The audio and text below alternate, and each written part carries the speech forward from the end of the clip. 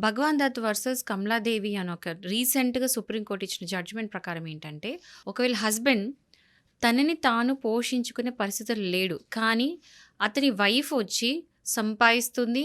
ఆమెనామె పోషించుకోగలుగుతది. Wife తన హస్బెండ్‌ని కూడా పోషించేంత కెపాసిటీ గనక ఉంటే, అంత సంపాదిస్తే వైఫ్ నుంచి హస్బెండ్ మెయింటెనెన్స్ అనేది క్లెయిమ్ చేసుకోవచ్చు. ఇది రీసెంట్‌గా వచ్చిన అంటే ఇలాంటి చాలా జడ్జిమెంట్స్ వచ్చాయి. బట్ ఇది రీసెంట్‌గా వచ్చిన జడ్జిమెంట్ ఏం చెప్తుంది అంటే వెరీ, వెరీ గుడ్ క్లారిఫికేషన్ అనేది ఇస్తుంది. సో, చాలామంది ఒక అపోహలుంటారు. ఏంటంటే ఓన్లీ వైఫ్స్ మాత్రమే మెయింటెనెన్స్ క్లెయిమ్ చేయొచ్చు. సెక్షన్ 125 ఆఫ్ సీఆర్‌పీసీ ప్రకారము వైఫ్స్ మాత్రమే హస్బెండ్స్ నుంచి తనని తను పోషించుకోలేనప్పుడు మెయింటెనెన్స్ అనేది క్లెయిమ్ చేసుకుంటారు. అది జనరల్ థింగ్, అందరికీ తెలిసిన విషయమే. బట్ ఏంటంటే ఈవెన్ హస్బెండ్స్ కూడా వైఫ్ దగ్గర నుంచి మెయింటెనెన్స్ అనేది క్లెయిమ్ చేయొచ్చు. ఇది చాలామంది తెలీదు. అండ్ చాలామంది తెలియక ఓన్లీ వుమెన్ ఫేవర్‌లోనే లాస్ ఉన్నాయి. వుమెన్‌కి తరఫున మెయింటెనెన్స్ ఇవన్నీ కేసులేంది.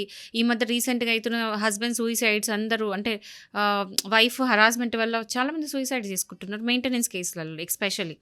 సో, అలా కాకుండా ఈవెన్ మెన్ అంటే హస్బెండ్స్ కూడా వాళ్ళ వైఫ్స్ నుంచి మెయింటెనెన్స్ అనేది క్లెయిమ్ చేసుకోవచ్చు. ఇది ఈ జడ్జిమెంట్ క్లియర్‌గా, సుప్రీంకోర్ట్ జడ్జిమెంట్ క్లియర్‌గా మొత్తం ఇండియాలో అందరికి ఇది అప్లికబుల్. సో, క్లియర్‌గా చెప్పింది. సో, ఇదంతా మీరు తెలుసుకొని ఒకవేళ హస్బెండ్ వైఫ్ నుండి మెయింటెనెన్స్ కావాలని అనుకున్నప్పుడు, ఒకవేళ అతనికి కెపాసిటీ లేదు కానీ వైఫ్‌కి మాత్రం కెపాసిటీ ఉంది.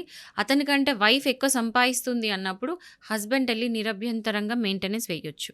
ఇక్కడ ఏంటంటే జడ్జ్ గారు అక్కడ కోర్ట్‌లో మొత్తం చూసి, మీరేసిన అసెట్స్, లయబిలిటీస్ అన్నీ చూసి మీరెంత అంటే ఎవిడెన్స్ వేయాలి. సో, హస్బెండ్ ఎంత సంపాదిస్తున్నాడు, వైఫ్ ఎంత సంపాదిస్తున్నాడు అని మొత్తం లెక్కలు కట్టి, ప్రూఫ్ చూసిన తర్వాత హస్బెండ్ ఫేవర్‌లో ఖచ్చితంగా మెయింటెనెన్స్ అనేది ఇస్తారు.